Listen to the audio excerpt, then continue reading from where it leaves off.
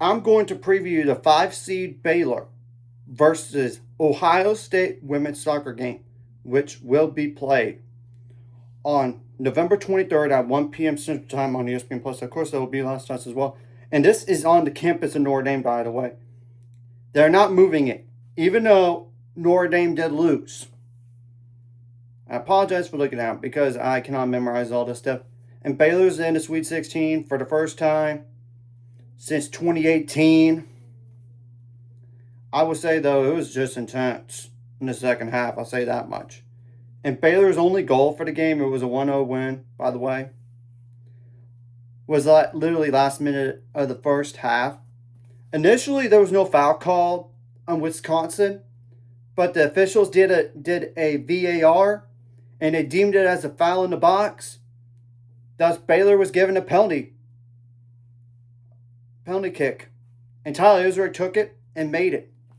And Baylor was outshot in this game, out corner kicked, period. And same thing goes for like shots on goal.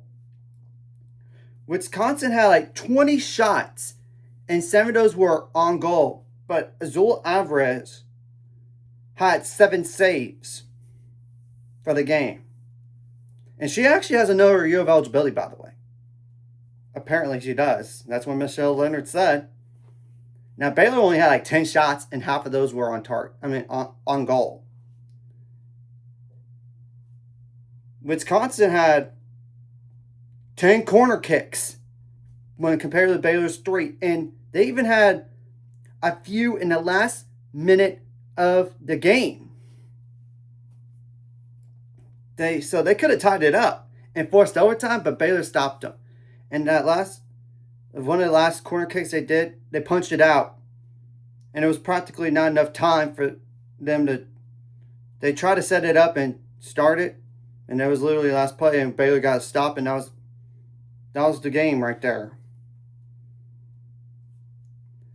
Now, I will say Ohio State has been the miracle team of the tournament.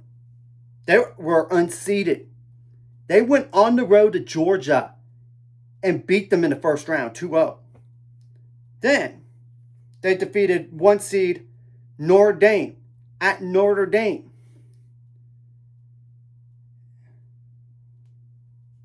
And it's kind of very similar on. They were outshot for the game and now corner kicked. It was a 1-0 win for Ohio State, but that goal happened in double overtime. Literally the last minute before it goes to penalty kicks. Yeah, that's crazy. I know. If you go back and watch, the goal was scored by Jaden Bonham, and it hit the Notre Dame defender, and the ball went to the net anyway. So that's painful for Notre Dame to lose that way.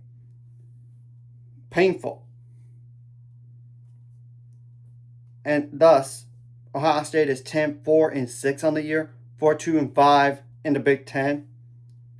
And they only had like 8 shots all game. And 5 of those were on goal. Besides that, the goal. And they did have an assist as well. I know. But still.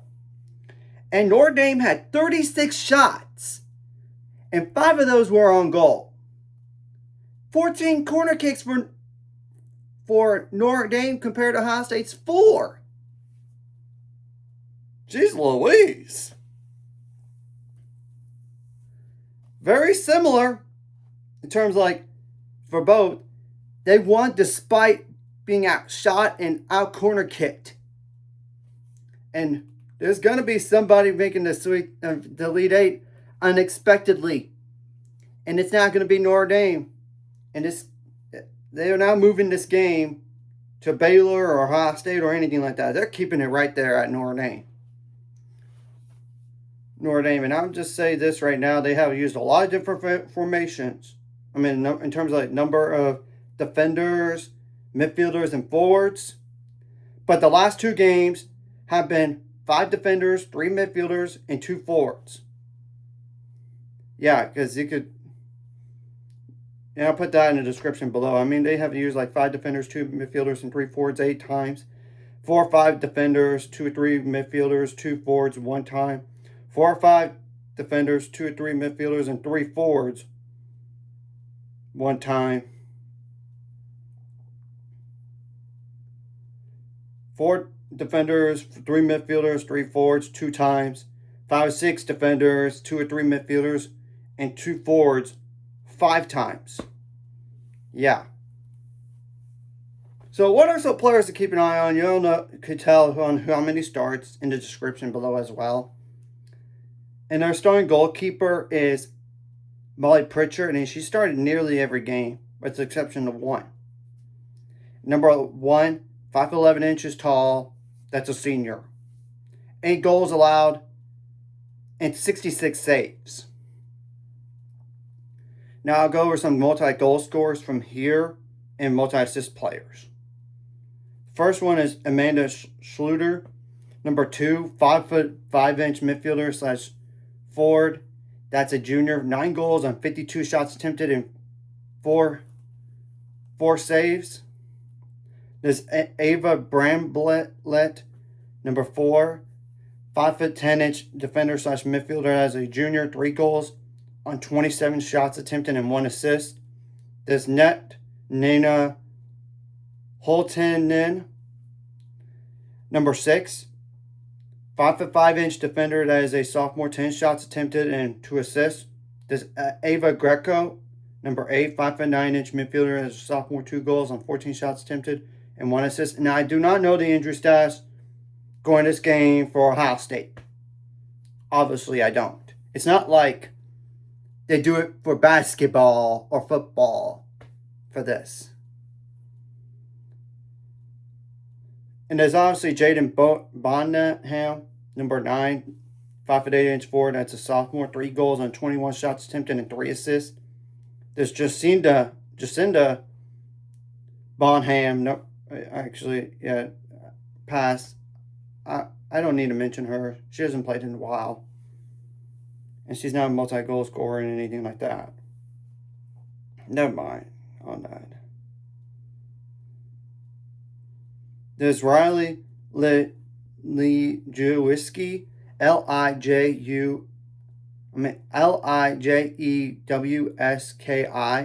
number 20, 6'1" defender / midfielder. That's a freshman. 2 goals on 11 shots attempted. There's L. Britt, number 25, 5'5" midfielder as a junior. 3 goals on 36 shots attempted and 2 assists. And that's pretty much all the players you need to know. I fully expect Ohio State to be playing the role of the underdog, and you cannot take them for granted, Baylor. They beat Notre Dame at Notre Dame. They beat Georgia at Georgia. And I'm sure they're not going to take them lightly. They probably have them on notice now after what they've done. You got to make adjustments on the fly, both offensively and defensively in the game, not just from first half to second half, but during those halves. If you're dealing with adversity in one half, and you got to stay resilient. And I know there might be some questionable calls here and there, but at the end of the day, you got to make plays to win. And you can't be intimidated by Ohio State players and take a crowd out of the game for Ohio State fans out there while getting your crowd involved. I'm just telling the truth about it. And whatever happens in this game. You made it further than you probably a lot of people expected. Not just from like when the NCAA tournament bracket was released, but preseason wise. It's just telling the truth. And do this for your seniors that are not coming back for sure. And I expect Ohio State to do the same thing. I know. I totally expect it. Now, defensively, you got to make sure you limit the shot attempts a lot better than you did last game. If anything goes for the corner kicks, if possible. But if nothing else, you got to get stops on defense. and got to clear the ball out and start a counterattack. You've got to be good on your set piece defense and 1v1 situations, and not on a set piece defense, I mean corner kicks and free kicks. And obviously you don't want to foul or do a handball in the box because that would mean a PK, and you know that's just guessing game. Obviously, it's just telling the truth. I would also try to shut down the best players for Ohio State as much as possible, and don't give them any clean looks, not just in terms of shooting, but in terms of passing. And make them turn the ball over on their own end and dictate the pace of the game. Kind of like Notre Dame did, except they didn't score. That's the difference in the game right there.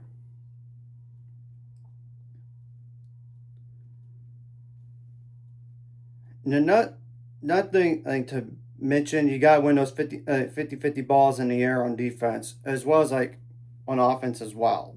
And then even in the midfield. And if they try to make them turn the ball over, like if they get too close to, try to get them to turn the ball over when they're close to scoring. And then start a counterattack. And obviously on offense, if you could draw a handball or a foul in the box, that'd be huge. But you cannot count on officials. You gotta make plays to win. Same thing goes for like dangerous foul spots of like a foul, like shooting range. You could shoot, or you could try to send it to the box. You get the whole point. You gotta be good on your set piece offense, and hopefully you have more corner kicks in this game. Hopefully you do, and more shots. But at the end of the day, it does not matter about the number of shots and number of corner kicks. It's all about getting the ball behind the net at the very end of the day. And you got to get some clean looks. And, of course, like some of the times, the easiest way to score is through corner kicks. Sometimes. As in, like, just send the ball to the box and you could get it in. With either through a header or a volley, it doesn't really matter. I know you can do a sequence of passes as well. And you don't want to turn the ball over in your own end so much in this game, or turn the ball over when they get closer. It's just telling the truth, and you got to get some clean looks, good shots, whether it's from long distance, it doesn't really matter, or sequence of passes, and then set up something down the line. You got to be in good in those 1v1 situations, because what if they do call a foul? Obviously, you don't want to have like a red card in the game across the board, because then it's 11 versus 10 all game long. But you guys keep your calm and composure, and be the mentally tougher team and more well-behaved team. And don't let them get in their heads. Play your own game. And yet, if you could get a lead, good. Then protect it. If not, extend it. If you're down, you need to try to find a way to climb back out. And hopefully you are not down in this game at all, but we'll have to wait and see what happens. And I would not overlook this team by any stretch, and I'm sure the players are not.